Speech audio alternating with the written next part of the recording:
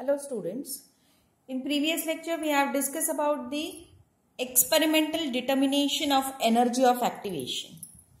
Also we have discussed some sums related to that. So hope that you have solved that sum.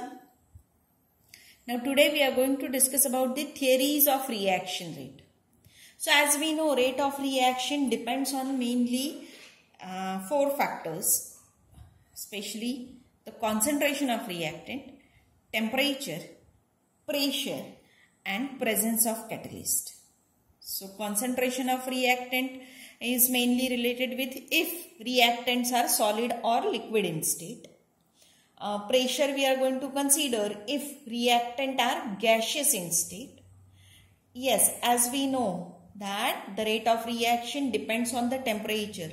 So we have discussed a lot in previous lectures related to temperature, as well as it depends on the presence of catalyst, because generally what happens when catalyst is present, at that time rate of reaction generally increases, and it increases too much.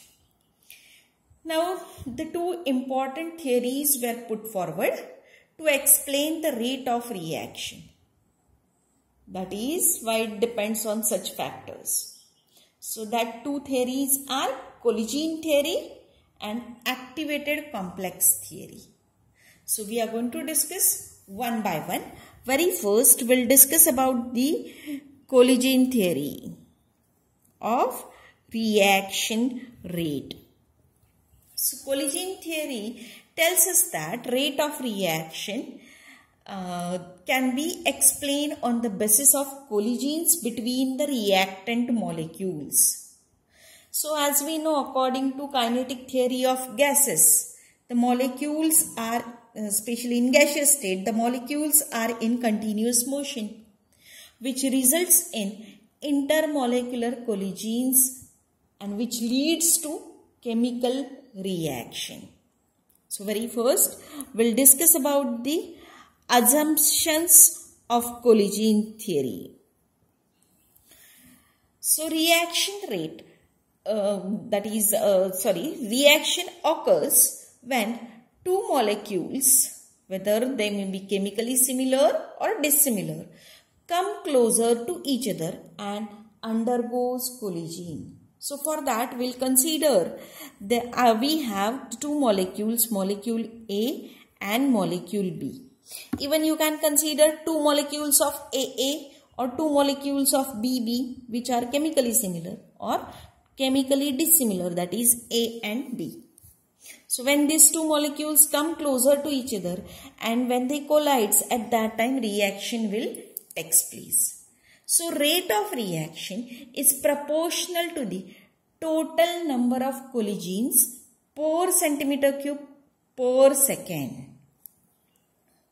Rate of reaction, I'll repeat, rate of reaction depends on the total number of collisions per centimeter cube per second. Total number of collisions. Now second assumption is that molecules are treated as a hard sphere describing only translational motion along the direction of collision. So during collision, energy is exchanged between the colliding molecules. So what will happen? Every time when these two molecules come closer, as they have translation motion, so as they come closer to each other, at that time what will happen? There may be just a transformation of energy or exchange of energy between these two molecules, and when they collide with each other, at that time there will be exchange and they will go away from each other.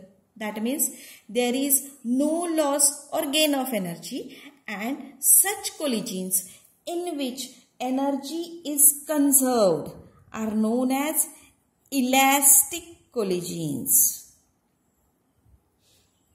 Now, first assumption tells us that the rate of reaction depends on the total number of collisions. Second assumption tells us that sometimes these collisions just exchange the energy and again they will, that is two molecules will go away from each other. So such collisions are known as elastic collisions.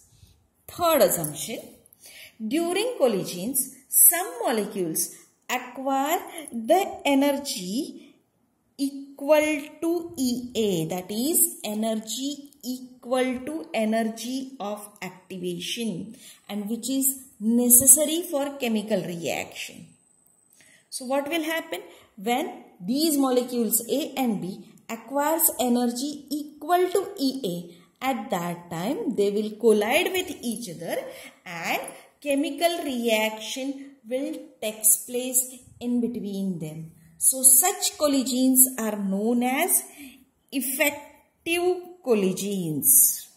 Such collisions are known as effective collisions.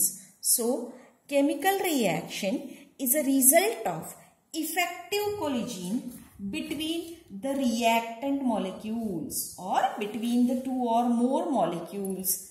The molecules having energy less than the EA will not undergo such effective collisions. There will be only elastic collision. So these are the three assumptions of collision theory. I'll repeat. Collision theory tells us that rate of reaction depends on the total number of collisions. But out of that total number of collisions, some collisions are elastic collisions. That means due to these collisions, the product will not be formed. Just exchange of energy will be there. While next, third assumption tells us that out of the total number of collisions, some collisions are effective collisions. That is, the molecules acquire energy equals to EA and such molecules will undergo the product formation. So such collisions are known as effective collisions. Now we have to apply this collision theory to the chemical reaction. So now we have to discuss about the application of collision theory. What exactly happens when collision theory is applied to the chemical reaction? So for that, we'll consider a bimolecular reaction. So general bimolecular reaction we'll consider. So that is given as A plus B. These are the two reactant will undergo chemical reaction to give you product. So rate of bimolecular reaction can be studied in relation with total number of collisions and effective collisions. So we have to discuss the application of collision theory on the basis of total number of collisions and effective collisions. So very first we'll discuss with the total number of collisions. Total number of collisions. So on the basis of kinetic theory of gases, the total number of collisions per ml per second can be given as Z equals to n sigma square into square root of 8 pi kT by m. So this is according to the kinetic theory of gases. The total number of collisions can be given as Z equals to n sigma square 8 pi kT by m. Now we have considered the bimolecular reaction. A plus B gives us product. So total number of collisions per ml per second between the molecules A and B can be given as ZAB equals to Na Nb sigma square AB into square root of 8 pi kT into Ma plus Mb whole is divided by MAMB, which is given as M. So I'll tell you all this. What is Z, what is N, what is M, I'll tell you that first. So Z of AB is number of the is nothing but the collision frequency. Na and Nb are the number of molecules per centimeter cube for A and B respectively. So Na and Nb are the number of moles of A and B. Ma and Mb are nothing but the masses of A and B respectively. Sigma AB is nothing but the mean molecular diameter, or sigma square AB, that is this term, is known as collision cross section. K is nothing but the Boltzmann constant, and it can be given as R by Na, where R is gas constant and Na is Avogadro's number. Now, we have considered over here bimolecular chemical reaction. Now, consider bimolecular chemical reaction with chemically similar molecules. So, chemically similar molecule means A plus A gives you product. So, for A plus A gives you product, the collision frequency can be given as Z of AA equals to N square A sigma square A into square root of 8 pi kT by MA. So, same as by using the equation from the kinetic theory of gases. Now, we'll consider the actual example. So, for this, we'll consider the bimolecular reaction. So, HI plus HI gives you H2 plus I2. At concentration 1 mole per dm cube and at temperature 283, the total number of collisions for this reaction, that is ZAA, is 3 into 10 raised to 31 collisions per cm cube per second. Okay. So, this is ZAA for the chemical reaction. HI plus HI gives you H2 plus I2. So, these are the total number of collisions. So, when we are going to consider this total number of collisions, okay, at that time we have to consider the ratio, that is ZAA at 283 Kelvin and at lower temperature 10 degree less temperature at 273 Kelvin. So, this ratio is given as 3 into 10 raised to 31 by 2.94 into 10 raised to 31. So, these are the values given and answer is 1.018. So, this ratio suggests that only 1.8% increase in total number of collision per centimeter cube per second for every 10 degree rise in temperature.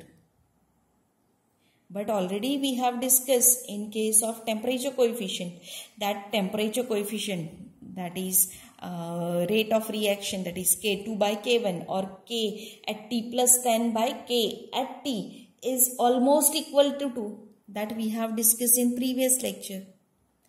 Hence, marginal increase in total number of collision with 10 degree rise in temperature cannot account for large increase in reaction rate with temperature, because according to this it shows just a 1.8% increase in the total number of collision.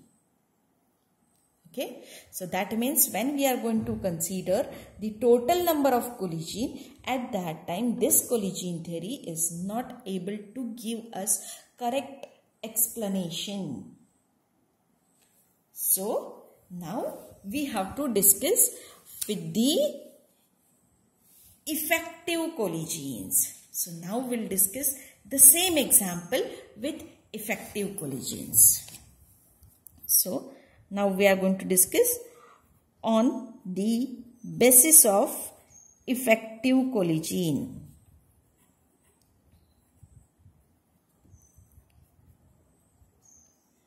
Effective collisions.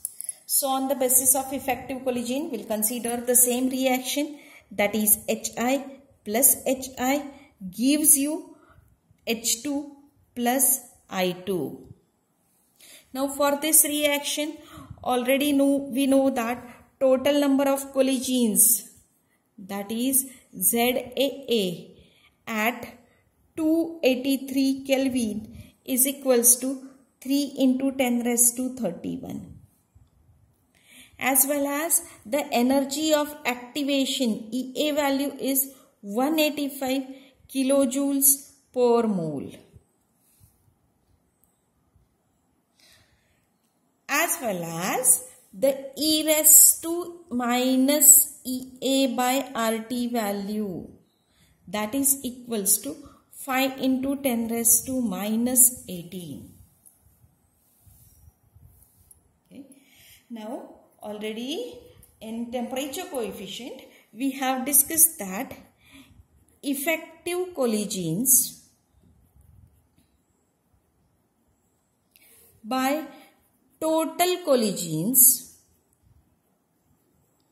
is equals to E raised to minus EA by RT. So this equation we have already discussed in previous lecture.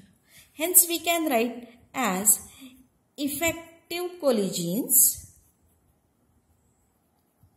is equals to E raised to minus EA by RT into total collisions. So as we know, E raised to EA by RT value is 5 into 10 raised to minus 18. Total collisions, as we know, it is equals to 3 into 10 raised to 31. So if you multiply this and find out answer, it is equals to 1.5 into 10 raised to 14 collisions per centimeter cube, that is per ml per second. So these are the effective collision.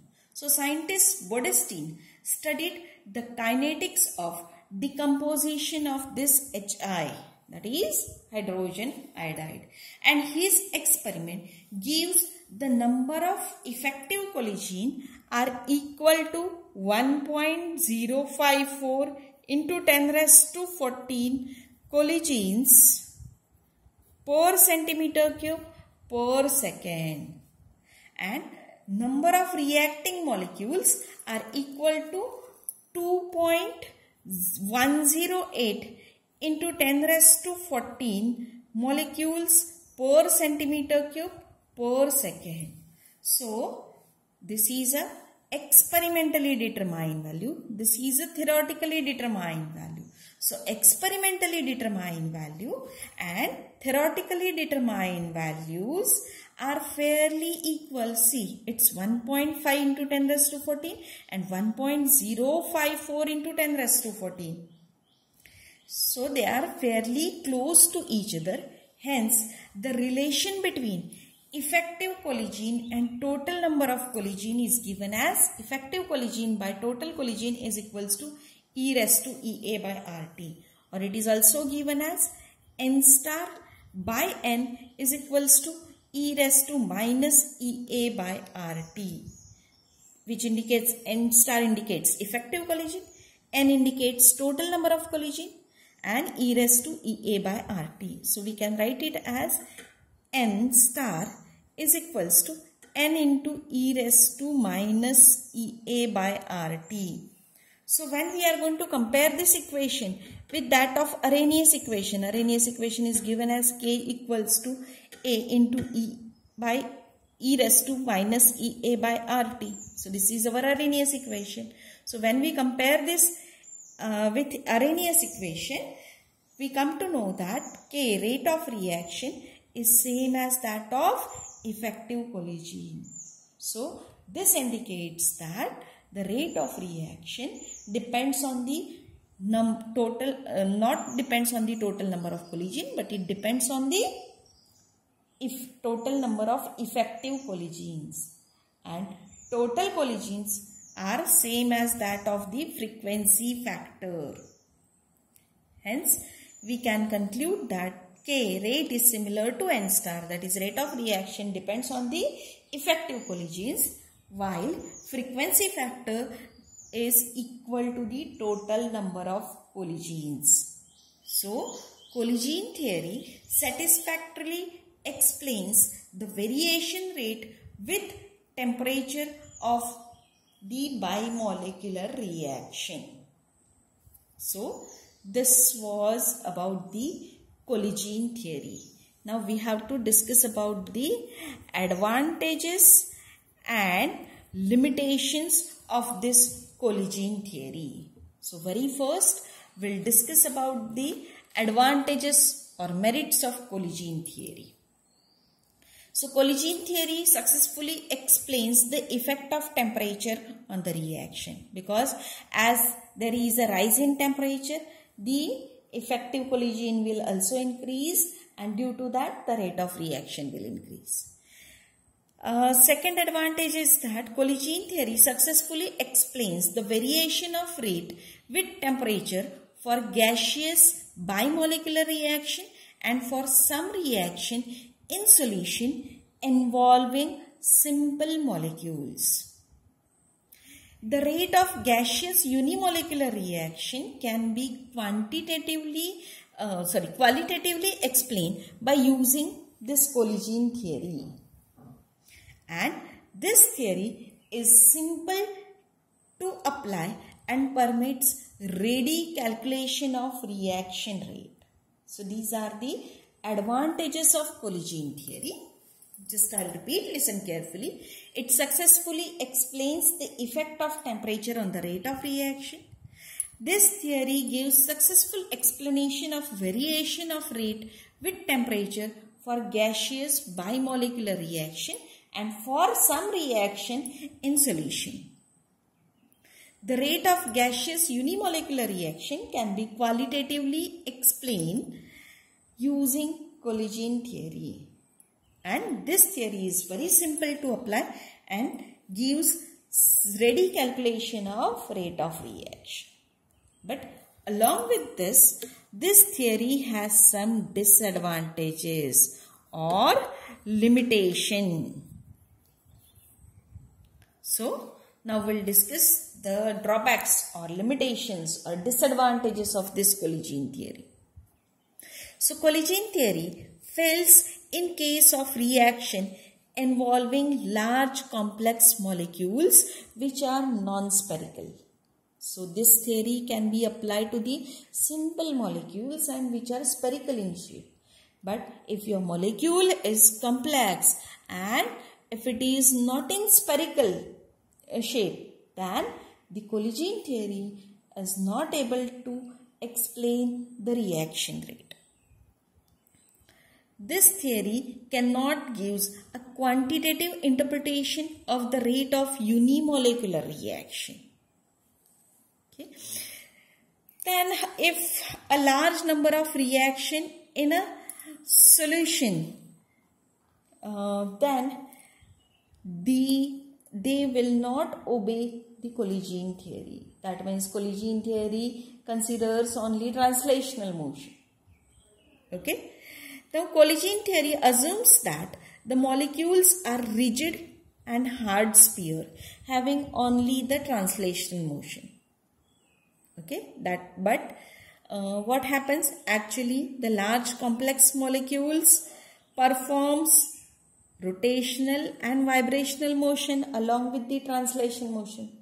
That means they rotate around themselves as well as they vibrate at mean position. So, energy supplied to molecule is distributed among all these modes of motion. So, actual translational energy is less and chemical reaction involves the rearrangement of atoms and bonds of reactant molecule to form the complex, activated complex, and then product. So this rearrangement requires a translational motion, which that means not only a translation motion, but along with that all other motions are considered. So the reaction get affected by the other motions also. Rate of reaction get affected by the other motions also. But that was not considered in collision theory, or that explanation was not given, or whatever the calculation related to that is not considered by your collision theory. One more limitation is there, that all collisions do not result in the chemical reaction. So rate is already, we have proved that rate depends on the effective collisions. But collision theory assumes that the rate of reaction depends on the total number of collisions. So which is not also a correct one. Okay. Then in case of slow reaction, experimentally observed rate is less than the calculated or theoretical rate by the collision theory, and explanation for that was not given by the collision theory.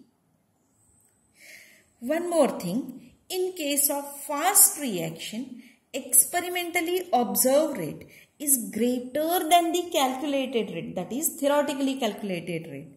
So explanation for this was not also given by the collision theory. That means the rate of slow reaction is slower than the experimentally observed is slower than the theoretically calculated rate.